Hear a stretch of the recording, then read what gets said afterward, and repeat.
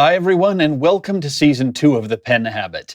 So in this first video, before I dove into the pen reviews, and there will be a new review coming tomorrow, I wanted to take a little time to answer some questions that people have asked over the last few months, particularly while I've been on hiatus. So I thought now would be as good a time as any. So I'm just going to dive in and start answering some questions for you all. So, to start off, let me tackle this before we go into any of the questions, because quite frankly, I'm sick and tired of hearing the questions, and I'm sick and tired of responding to them. No, I am not undergoing chemotherapy. No, I do not have alopecia. The reason I am so bald is because I shave my head. I started losing my hair when I was 19 years old, and I am a redhead with curly hair, so the option was to look like this, or to look like this. I chose the former. At Nikkadoodle from Twitter asks, how big is it?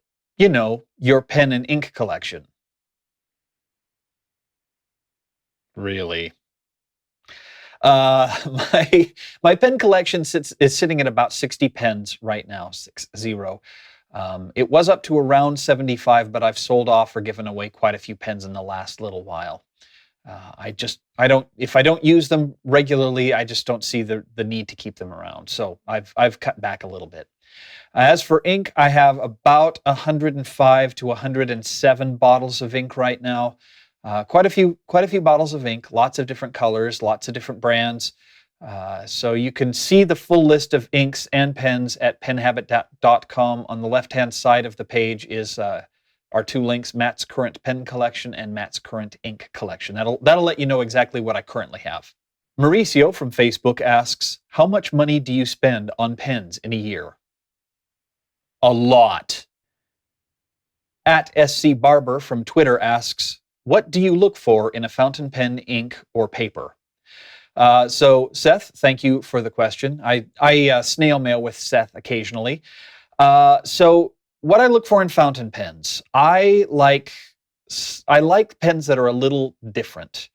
I don't necessarily like a lot of the mass-marketed or mass-produced pens. I like pens that have unique materials or a unique design, which is, I think, one of the reasons why I'm drawn to a lot of Italian pens, because they do use some really quite stunning materials or have different design. And probably why I'm a little less drawn to some of the Japanese style pens, which tend to be a lot more understated. That's a lot of those Asian cultures tend to value understatement especially in the corporate world. I don't work in that kind of environment. In my environment, self-expression is encouraged and welcomed. So I like being able to express myself with my pen. So a pen that helps me express myself. Along those lines, if the pen doesn't write well, be gone from me. I really do. I need my pen to write wonderfully. If I can make it write wonderfully myself by adjusting it, then fantastic. If I can't, then I've got no need for it. Speaking of adjusting, stay tuned later on in Season 2, because there's going to be a trilogy of videos on how to adjust your fountain pen, and I got some nifty new gear to help out with that. So that's what I look for in fountain pens. In ink, the things I like are, in order, sheen, saturation, and shading. I like really saturated inks. I like rich colors. I like jewel tones. I lean a little toward the cooler tones and the natural tones, so greens, coppers, browns, oranges, reds, blues. I love purple inks. I don't go into really bright colors, really bright oranges or yellows or reds. And I don't like light inks. I used, I believe, J. Urban Green Noir, which I believe is one of the stupidest inks ever made, because it's just so, it's like a hard pencil. It's not usable for the way I use my pens. I've run into that same problem with some of my orange inks, with my particular bottle of Vert Empire, which is also a J. Urban ink. So yeah, I love sheen in an ink. I just love sheen in an ink. Really saturated colors, highly shaded. I'm not so concerned about permanence or quick dry times. I'm fortunate that I don't have to worry about that in my work environment. So, and then for paper, what I look for in paper is the name Tomoe River.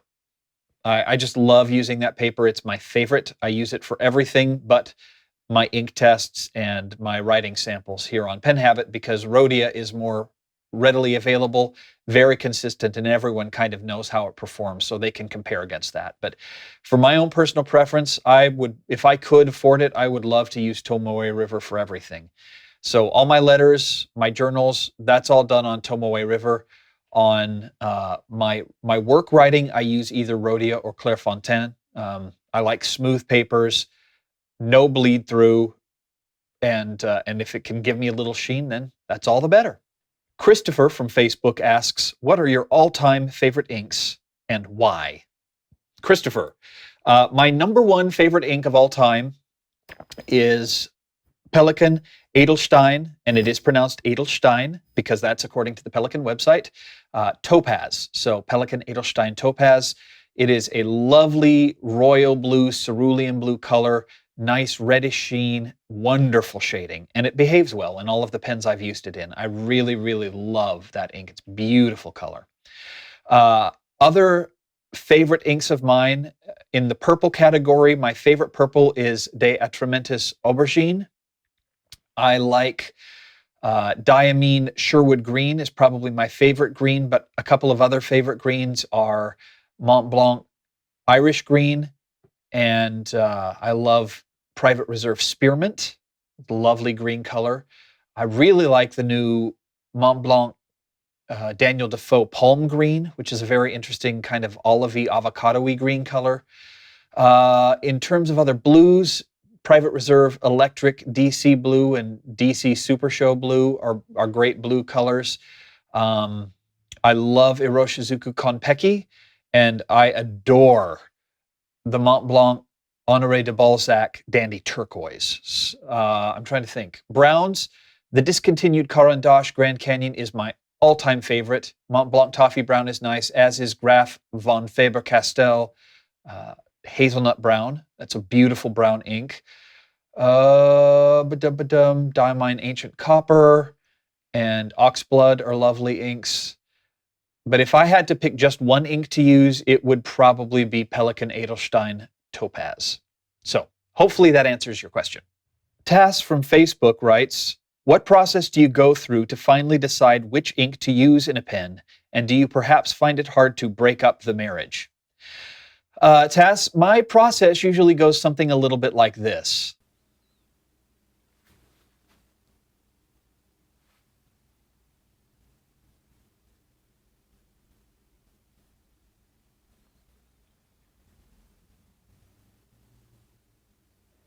I need an adult. Seriously, I have the worst case of option anxiety when I sit down to ink up a pen. It's just, I will sit in front of my bookshelf of ink for 10 minutes and go, oh, I don't know. Well, what else do I have inked? And what haven't I used for a while? And do I feel comfortable putting this ink in this pen? And on and on and on. As for breaking up the marriage, my pens are all sluts. And they'll hook up with any ink that I'm in the mood to hook them up with at any one particular time. It's very rare that I will re-ink my pen with the same ink twice in a row. I almost always clean out a pen once I have gotten through an inking and go to something else. So I'm not one of those people who feels the need to match their ink to their pen and then keep that marriage intact ad infinitum. That's just not my style. I know a lot of people who do that, but that's just not me. At SherriLowrey from Twitter asks, is it worth to pick up vintage pens considering their filling systems? Even restored, are they just too difficult to maintain? So Sherry, my answer to your question is an entirely unhelpful, it depends. I do not find the vintage filling system, most of the vintage filling systems, any more or less difficult to maintain really than most of the modern filling systems. So long as the pen is restored and in working condition, I got no problem with it. Now, one thing to keep in mind is especially with any filling systems that require a sack, so an aerometric filler, a button filler, or a lever filler, you may have to get the sack replaced or replace the sack yourself after a few years of use. Now, I've done this myself. It's, for the most part, a very easy thing to do. So I wouldn't let fear of that stop you from trying a vintage system.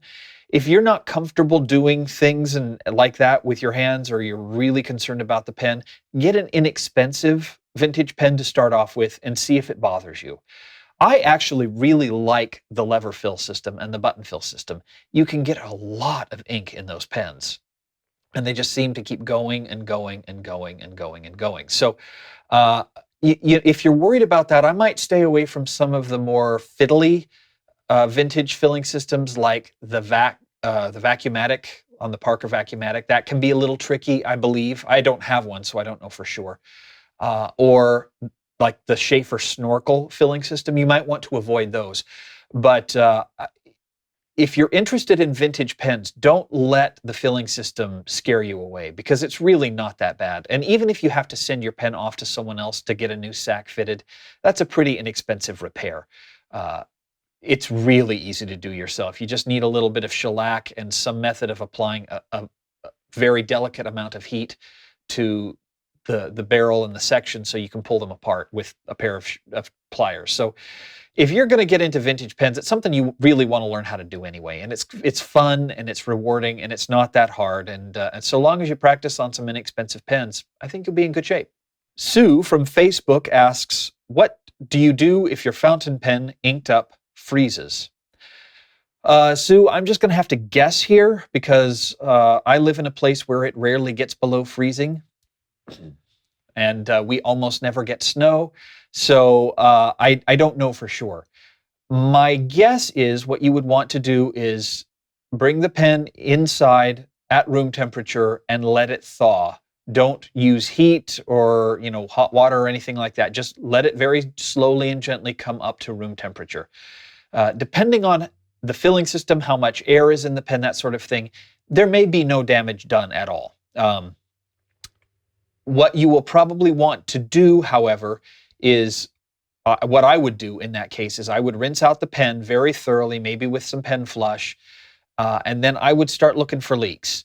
You might run into an issue if, for instance, you have a pen that's completely full of ink with no air, and it freezes and expands and cracks the plastic or breaks a seal or something like that.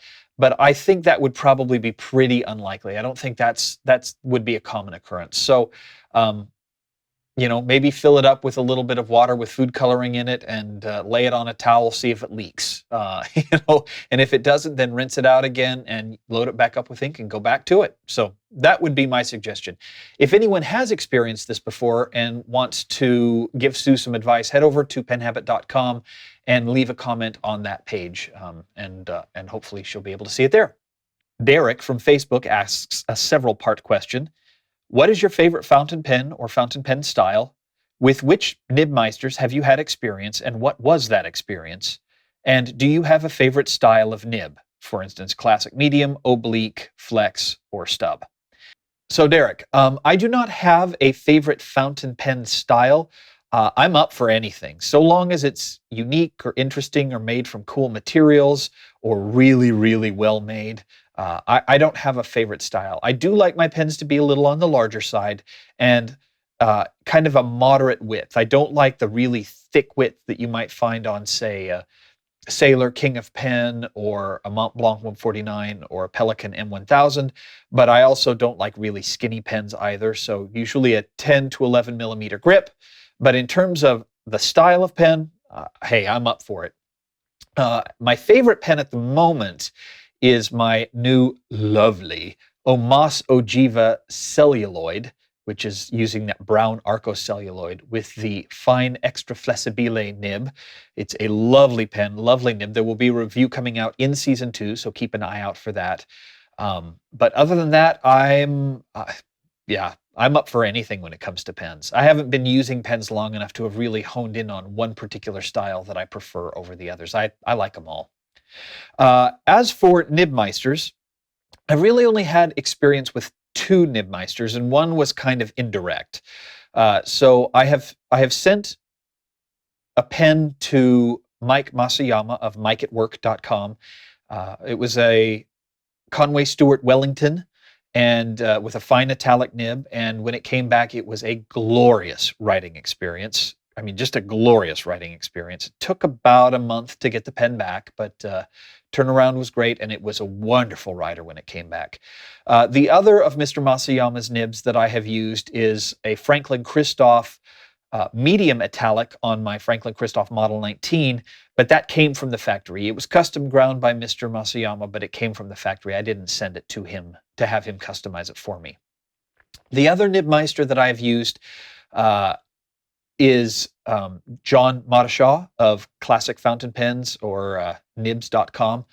And Mr. Madashaw is one of probably the most well-known and still actively grinding nibmeisters in the world. He is one of 3 nibmeisters that I'm aware of that will retip fountain pens. So if you break the tipping material off your nib, I believe he has the expertise and the equipment to retip his nibs.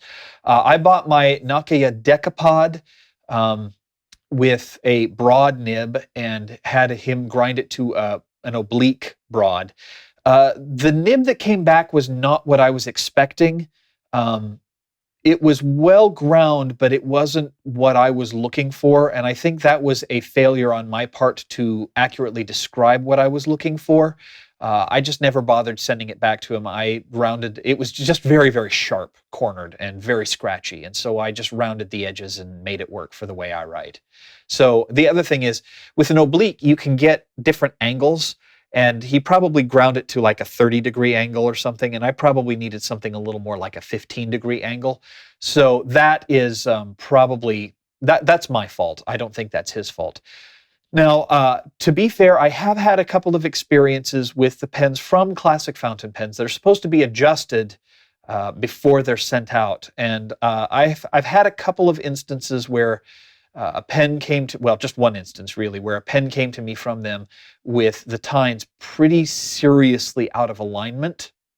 It wasn't my pen. It was someone else's pen that had been shipped to me. Fortunately, putting tines in alignment is a very easy thing to do. And I don't know if they hadn't gotten around to adjusting it, or if the nibs had gotten popped out of adjustment when someone put it in the cap a little roughly or something. I don't know. But putting tines in alignment is an easy thing to do. And once I did that, it wrote wonderfully. I have also interacted with another nibmeister who shall remain unnamed. It was not a pleasant experience. I sent a few pens to this person, and this person responded just saying, "I can't do what you want," without asking me any further questions, he wouldn't do what I was asking because he didn't think the pen was worth it. In the end, I just decided, it's my money. They're my pens. I knew what I wanted. I knew that the nib work was going to cost more than the pen was worth. I didn't care. But this nibmeister was just not real pleasant to interact with. Spent a lot of time lecturing me on what inks on the inks that I use or shouldn't use, and just generally making me feel like an idiot. It was not an experience I enjoyed, and from that moment on, I pretty much decided that nibmeister was not going to be on my regular rotation. So while I'm not going to tell you who that nibmeister was, I will say that if you're looking for a nibmeister, I would highly suggest you call them or spend a little time talking back and forth, get some clarity. If they just start doing the work without trying to get some clarification on what it is you want, you might want to be just a little leery. And then check references. Other people who I know, Pendleton Brown comes very highly recommended. Dan Smith of FP Geeks comes highly recommended. So there are a lot of nibmeisters out there who can do good work for you. Well, not a lot. There are a few, but look around and hopefully that'll help you a little bit.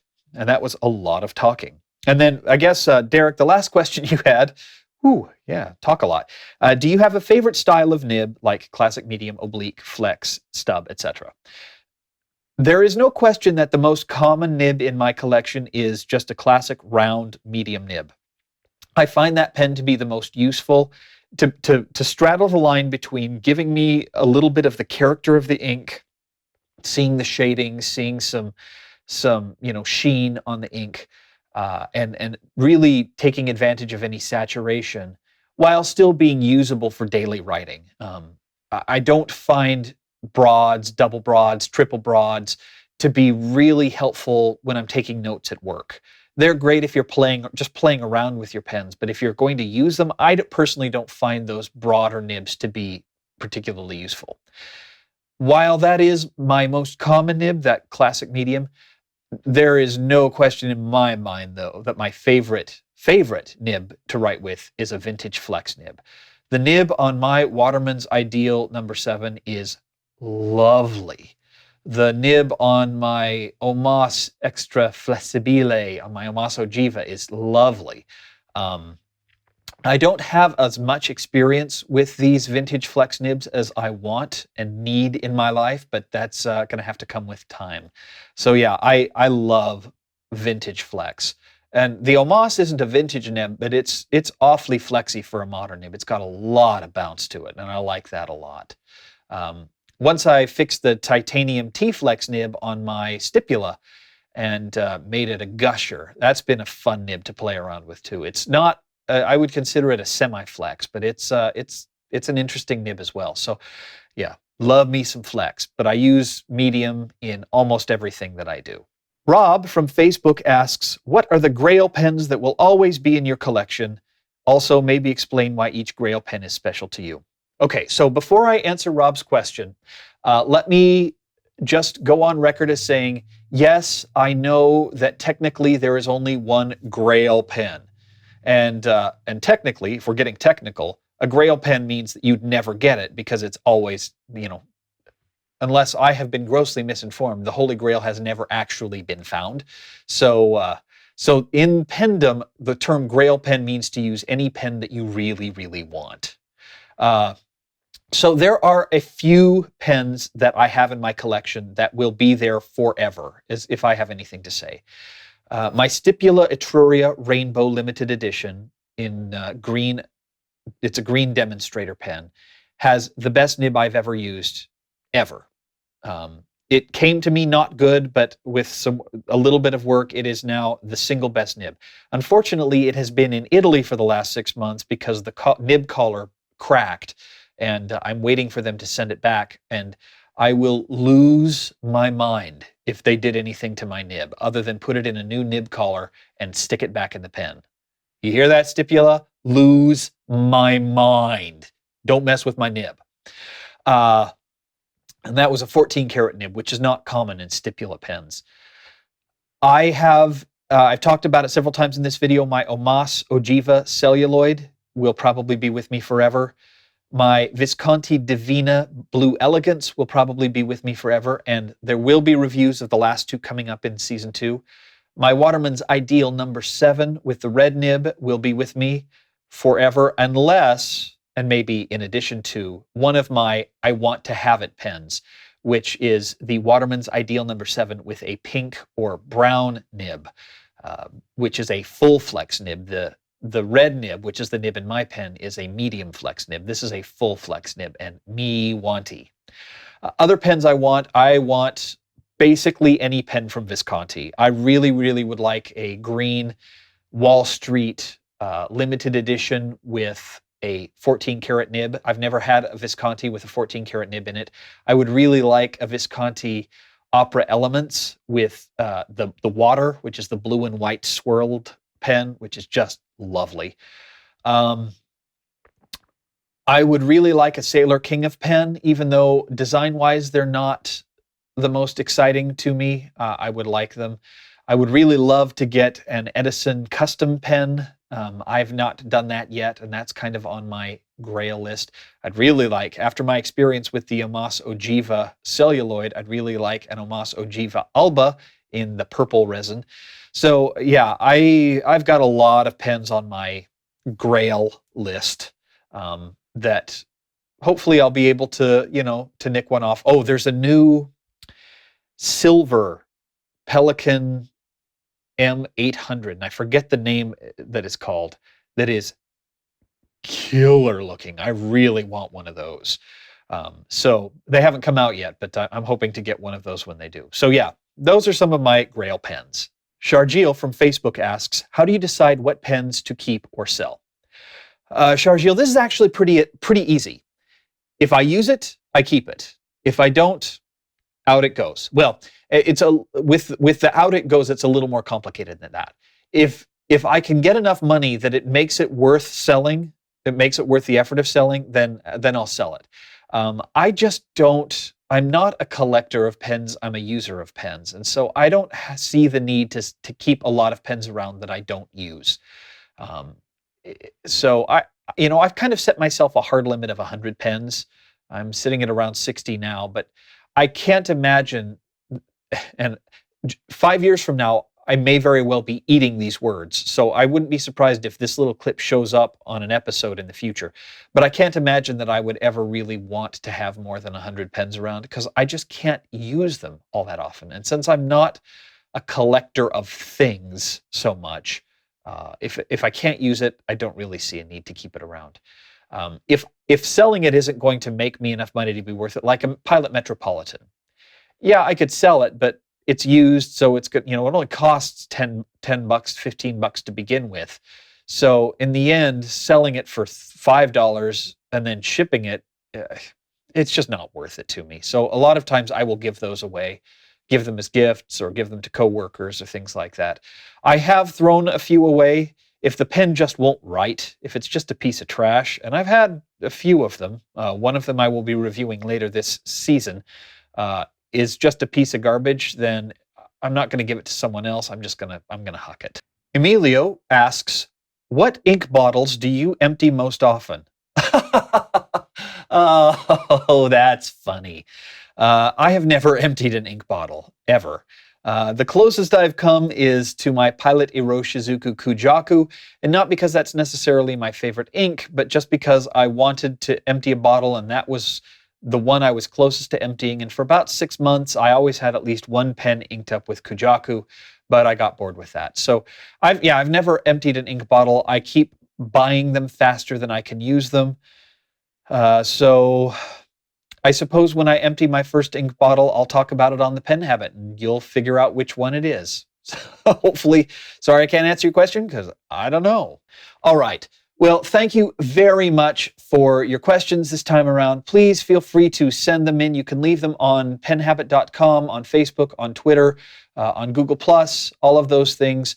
I will do my best to save them for the next Q&A. I will be doing at least one more Q&A in Season 2. My hunch is I'll probably be doing 2 or 3 more, if not even more than that. So if you have any questions, please send them my way. Otherwise, thank you for sitting through this interminably long video. And stay tuned, because in the next day or two, you should be seeing more pen review videos coming in Season 2. So thank you very much for watching, and we'll see you here next time on The Pen Habit. Bye.